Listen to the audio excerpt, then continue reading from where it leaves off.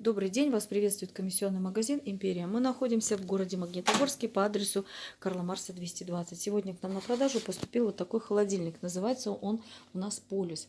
Это холодильник старого образца, и до сих пор, сколько ему лет, он не ремонтировался. Работает он превосходно, морозит замечательно. Здесь у нас компрессор один, система капельным путем. Герметичность в холодильнике не нарушена.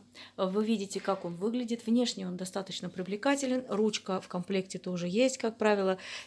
Обычно проблема ручек на таких холодильниках уже не осталось. Здесь все это есть. И вы видите, как он выглядит. Высота этого холодильника 145 сантиметров, ширина и глубина по 60 сантиметров. Сейчас мы с вами посмотрим, как он выглядит внутри. Вы видите, что здесь у нас полная комплектация. Балкончики здесь у нас есть. Все замечательно. Дверца на морозилке, видите, как открывается хорошо.